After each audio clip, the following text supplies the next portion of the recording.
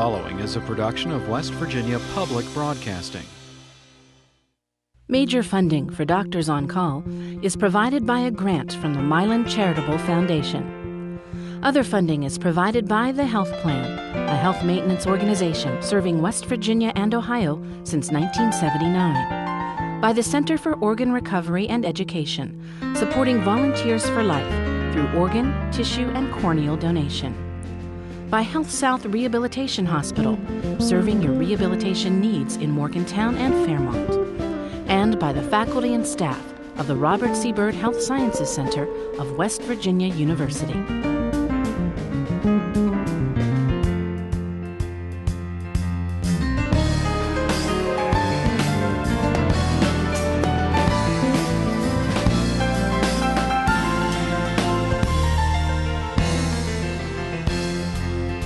Welcome to Doctors on Call. Tonight's topic, osteoporosis. Two experts are here to answer your questions.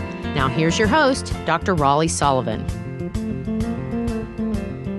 Good evening. Osteoporosis is a silent disease that makes bones prone to fracture and affects more than 28 million Americans. Osteoporosis can make bones so weak and brittle that a fall or even mild stresses like coughing can cause a fracture. Who's most at risk for getting osteoporosis? How can it be prevented? Can you reverse osteoporosis? We'll get answers to those questions and more tonight from our two guests, Dr. Charles Hochberg, an obstetrician and gynecologist whose special interests include mature women's care and menopause, and Dr. Robert Shapiro, an OBGYN whose specialties include pelvic prolapse and incontinence. If you'd like to ask our guests a question, give us a call. Our phone lines are open now. So Charlie, I want to start with you. Women are more likely than men, obviously, to get osteoporosis, but it's not just a female condition. No, actually, men can have osteoporosis and related fractures and deaths. About 20% of patients diagnosed with osteoporosis are men, about 80% are women. So men have somewhat of a protective effect because, number one, they start off with larger bones than women do. Women are smaller in stature. And secondly, they have testosterone produced throughout their life, which has some protective effect. Whereas women, when they go through menopause, lose their estrogens, their ability to make estrogens, and they rapidly lose bone mass when they hit the menopause at around 50. So women, much more common. Men certainly do get it. 80%. 80% of women. Are women, though. Yes. Okay, well, obviously we want to talk a lot more about that, but Rob, I want to get you in this. Talk about how patients are screened for osteoporosis. Well, we screen patients pretty much on the basis of risk factors. All women over the age of 65 should undergo some type of screening for osteoporosis. And certainly earlier if they have any predisposing risk factors like a prior fracture, any family history of osteoporosis, or some type of nutritional deficiency. The test we use primarily is the DEXA scan, and what it is it's a specialized x-ray, and it's usually done of the hip, of the spine, and of the wrist, and that measures the bone mass in that area. Well, talk a little more about DEXA scan. Is that widely available? It's very widely available. Pretty much any small community local hospital or any radiology department in those small community hospitals have that available to them, and it's pretty easily accessible. And you also it's also not painful at all. Not painful at all. Not painful at all? No. Is it completely safe too? Oh, absolutely. Completely safe, not painful. Okay. And short, doesn't take a lot of time. I heard you mention age 65. Is that the sort of consensus? I mean, why did we pick 65?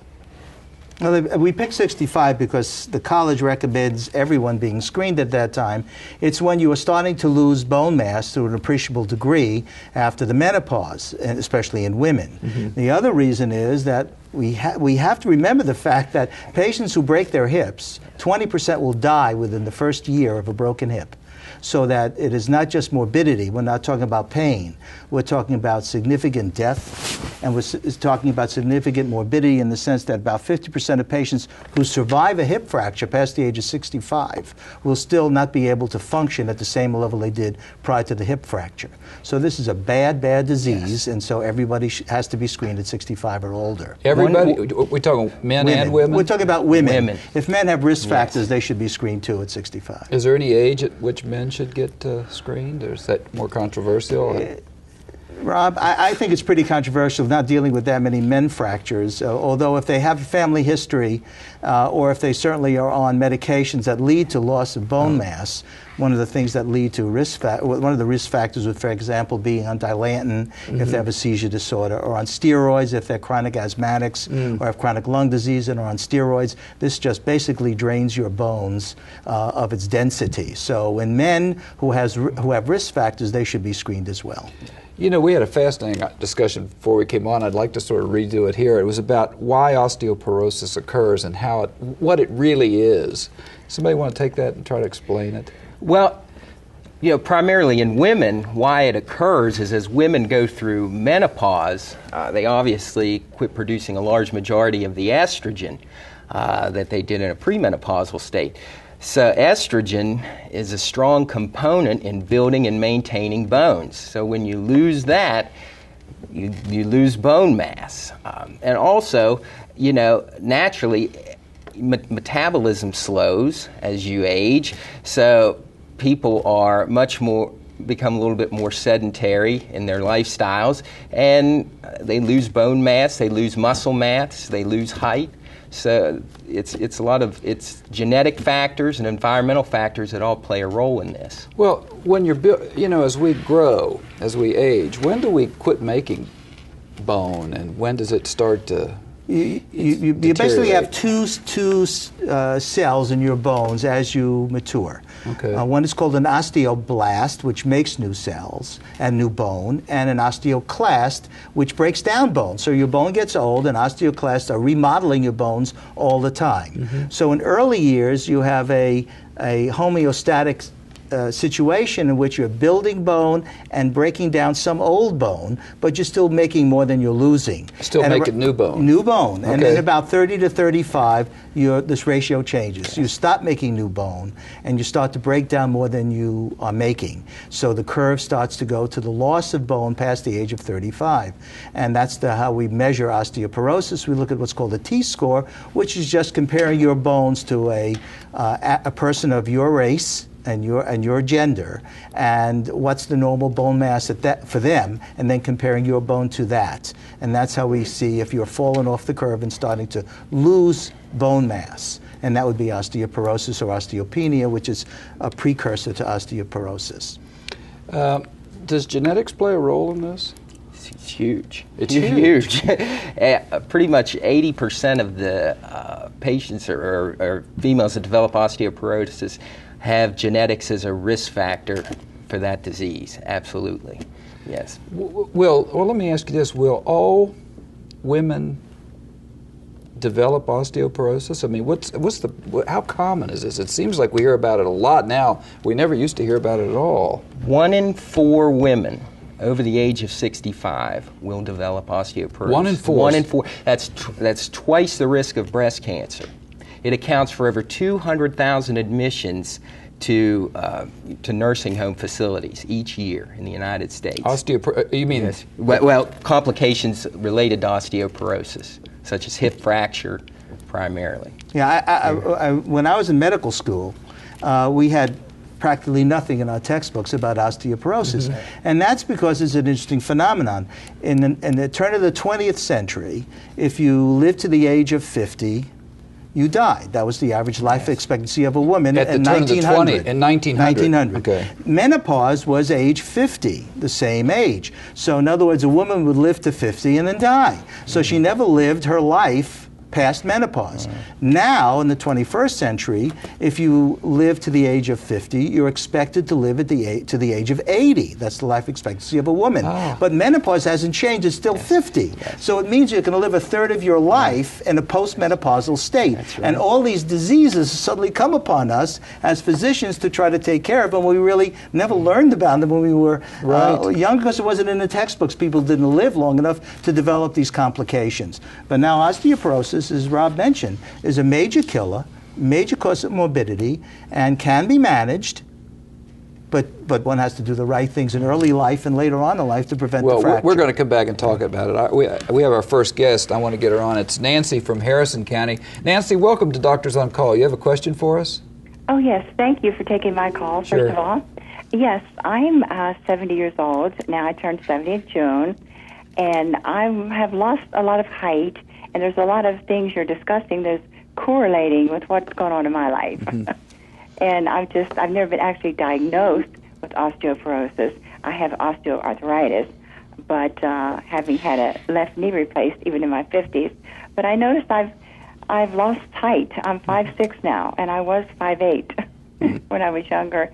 And I just, you were all talking about this particular area of, subject. So I just had that comment, and so I thought possibly the osteoporosis has come on gradually, and because I'm down to 5'6". She lost 2 inches. Yes. Yes, I've lost 2 inches. Yes. Nancy brings up an excellent point. There are not many clues to osteoporosis, but loss of height is a significant one. That's why pretty much when women come to see us on an annual basis, we track their height. Because because that's one of the subtle clues of osteoporosis.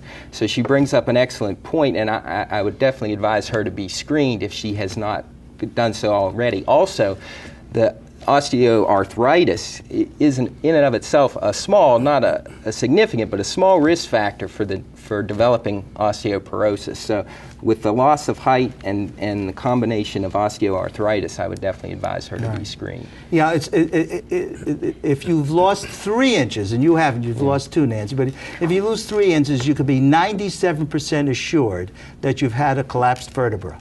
Wow. 2 inches are darn close, so she probably has She's had probably collapsed got one, vertebra. right. And osteoarthritis is a problem, no question. Rheumatoid arthritis, however, is even more of a factor. Yeah. So patients with rheumatoid are much more prone to osteoarthritis. So let's get our next caller, and this is Mona. Mona is from Kanawha County. Welcome to Doctors on Call. You have a question for our panel? Mona? I have thanks for taking my call. I have a question. I'm on Synthroid, and I'm taking 50 mcg for 10 years. Will it cause osteoporosis, Synthroid? You want me to take that? Go ahead. One of the causes for osteoporosis is hyperthyroidism. And hyperthyroidism could be produced both by the person themselves, if they're hyperthyroid. An overactive thyroid. Overactive thyroid, or by a doctor who's a little bit cavalier with the use of Synthroid as a replacement therapy. Certainly if you're around 200 micrograms a day, you are prone to osteoporosis, and you really need a TSH and T4 to make sure that you are euthyroid and not getting too much. If you're getting too much, which is sometimes our fault as physicians, if we over-titrate the patient with Synthroid, you can get a patient with osteoporosis. So the 50 micrograms sounds like a fairly low dose. I would feel comfortable, wouldn't you, Rob? Yes.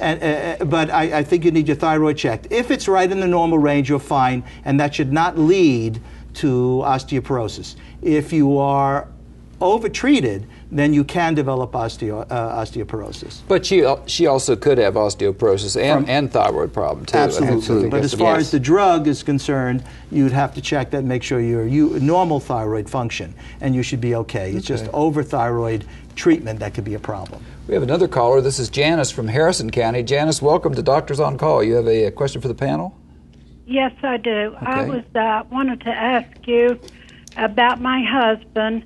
He has prostate cancer, and he's on hormone blockers. Does he have a high risk for osteoporosis? That's a good question. Let's take it. I think if he is on estrogen replacement therapy, he probably should be screened, but that would probably not lead to it. I don't know exactly what the medication would be, but it certainly, if he's a man over 60 or 65, especially if he's a smoker in the past, or especially he's been on other medications like steroids, he should have a DEXA scan, I would think. And if he's on some type of hormonal suppression, that's suppressing his testosterone level to shrink his prostate, that would be a risk factor for osteoporosis. I would think that in and of itself would deserve so a DEXA scan there? Absolutely. You know, it occurred to me, we were talking about some things you can't do anything about. Obviously, if you're female and if you're getting older and if you have osteoporosis in your family, you know, you can't do much about that. But what are things that people can do that will help modify their risk for developing this? Well, the easiest thing is to supplement them with calcium levels, and with oral calcium and vitamin D.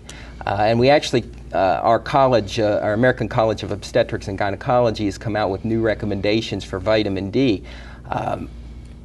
Actually, 70% of patients that are diagnosed with osteoporosis have a low vitamin D level.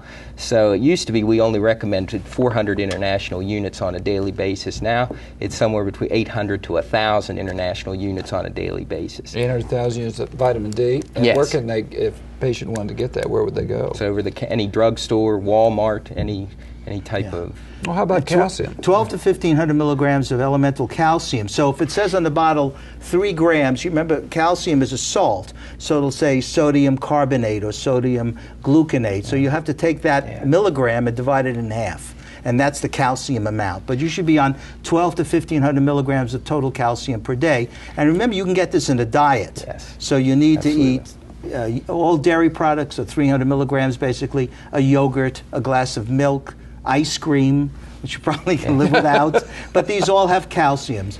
The problem we have is that there are a lot of things that are risk factors that you can prevent osteoporosis. The first thing is to stop smoking. That's insanity. The second thing is to get off the couch and move your bottom around. So exercise is a key, and it should be weight-bearing exercises. These are things that can be done to prevent it, making sure you're 1,500 milligrams a day of calcium, making sure you're getting vitamin D supplementation. These are all preventers. And this is kind of where I say, kind of do as I say, not as I do. With regards to soda pop, I don't know if we have a lot of soda pop drinkers out there, but that binds the phosphate in these carbonated beverages, bind with the calcium, and you excrete this calcium out. So if you're drinking more than 1 or 2 cans of soda pop or any type of carbonated beverage a day, you're excreting a lot of calcium. I'm glad you said that. That's really important, because I think a lot of people never hear that, and that's really important. And the interesting thing is, where do you really prevent osteoporosis?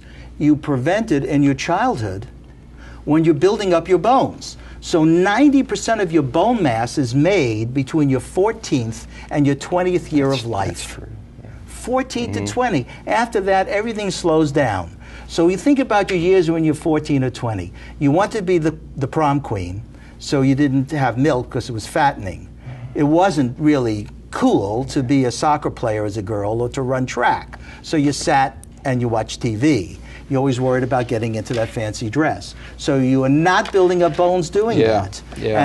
And then when you get to be 60 and you wonder why your bones are bad. You say, my God, I'm so bad. But it was you started it when you were building up bones as a kid. That's really interesting. And I want to talk some about exercise, because we got to get back to a lot of the people beyond their high school years. We have Jerry from Raleigh County. Jerry, welcome to the show. You have a question for us? Yes, I do. I had early signs of osteoporosis with a little hump developing right below on my neck, my back, and I've had a knee replacement and arthroscopic surgery done on the other knee. I was put on Fosamax and had trouble swallowing, so they changed it to Forteo, daily injections that I gave myself, and I started having jaw problems. My teeth chattered, my lip trembled, and I couldn't open my mouth correctly, so I was taken off of that. Is there any correlation between the Forteo and having jaw problem symptoms? gentlemen? Well, Forteo is a hormonal treatment for osteoporosis. It's not a first-line treatment. The caller mentioned jaw problems. Now, there is a rare complication of the class of drug Fosamax which she also mentioned, which is a bisphosphonate medication, and that is called osteonecrosis of the jaw. Now, wow. It's very rare. I've personally never seen it. Have you seen that chart? No. Cancer patients mostly. Yes. I mean, they usually have some other type of condition such as poor dentition. They have cancer that suppresses their immune system. And like I said, I've personally never seen that rare complication. And I think the drugs that she's taking is safe. But of course, you'd have to discuss that further with her physician. Yeah, let me go. Forteo is the only drug that actually increases osteoblastic activity. Really? All the drugs we talk about prevent the osteoclast from chewing up the bone. Forteo actually builds new bone. It increases osteoblastic activity. And so it should only be used in patients who have severe osteoporosis for 6 months to the maximum of 2 years. It's a shot a day. And at that point in time, if you remeasure the T-score, you will see an improvement in the bone mass, at which time you should be switched to a bisphosphonate. Now, if she's had trouble with Fosamax or other bisphosphonates, we now have available, actually, Shapiro and I do have it in our office, and it is available across the state, of using intravenous bisphosphonate. It's once a year. Once a year. Really? So you get a once-a-year IV drug, and then you don't have to worry about taking the oral medication or getting the sub-Q medication. So I think this patient who, if she has serious osteoporosis, sounds like she does, because she was placed on Forteo, which is sort of the ultimate in, my goodness, you're about ready to fracture. If she needs a bisphosphonate, then she might be a very good candidate for one intravenous dose a year. It's interesting. Thank you for saying that. We have another caller. This is Donna from Preston County. Donna, welcome, Doctors on Call. You have a question for us? Yes, I do. Thank you very much. Sure. I'll be 50 years old tomorrow, and my mother's 83. She's had severe osteoporosis for 15 or 20 years now. It's so bad that if she gets up and walks from one room to another, she gets fractures, and she currently has fractures in her spine that are very, very painful. So my question is, I've been told by my family practitioner that I cannot get, or it's not ordered to get a bone density screening until I'm 60 years old. And I really don't want to wait that long, because I would like to know now if I have the beginnings of bone loss. Sure. Is there a way to get a bone density screening without your family physician ordering it? Or is there a way to have the family physician order it because of the fact that I have this in my family? Well, she has two questions. So is there a way to get it without having a physician order it, or should she go through her doctor? No, I think she needs a doctor's order to get the proper screening. Now, because she has a prior or significant family history of osteoporosis, I think her insurance will cover it. A lot of times, some commercialized insurance carriers won't approve DEXA screening until 60 to 65 years of age, but that can usually be overcome if the patient has other risk factors associated with the disease. Yeah, if she's postmenopausal and has had early menopause, especially, say she had her ovaries removed at the time of a hysterectomy in her 40s or something like that, so she'd be early menopause with a strong family history. Your insurance company should pay for that. Your doctor should definitely write a note to that effect. And that question sort of brings out what Dr. Shapiro and I talk about a lot, and that's in regard to what's called FRAX. FRAX is a risk assessment that not only looks at the DEXA scan, which is only one parameter, but looks at 9 or 10 other parameters, puts it into a big computer, shakes it up, and comes out with a number. So it's looking at your age, it's looking at your bone density, it's looking at your family history, it's looking at your smoking history, it's looking at your alcohol history, it's looking at whether you've had a previous fracture, it's looking at, as I said, 10 or 11 major, if you've been on steroids for asthma, for example. It looks at all these risk factors and comes up with a number. And it says, the number will say, if you have a 3% risk of breaking your hip within the next 10 years, you have to be treated. You know, gentlemen, we could go on and on. We have about a minute left. And so I just need to get something from each of you. What do you want people out there to hear about this? Well, I think the big thing, the take-home message really is that osteoporosis is a severe and debilitating disease. It's very common as we get older. You need to be aware of it and be screened for it, and that's the most important thing. Prevention is the key, really. And there's so much you can do to prevent this disease. Exercise? I will say yes. I will say that prevention is the key, but if you have osteoporosis and have not fractured, you can prevent the fracture. If we improve your bone mass by 1%, we can decrease the fracture rate by 50%. Wow. And so medication or exercise done appropriately can prevent that key fracture, morbidity and mortality associated. Yeah, we could talk on about this. Unfortunately, we've got to stop. We've been talking about osteoporosis with Dr. Charles Hochberg and Dr. Robert Shapiro. I want to thank both of you for being with us. If you'd like more information, talk to your family doctor or visit our website at wvuhealth.com. For Doctors on Call, I'm Dr. Raleigh Sullivan. Good night and good health. Join us again next week for another edition of Doctors on Call. Our topic, arthritis.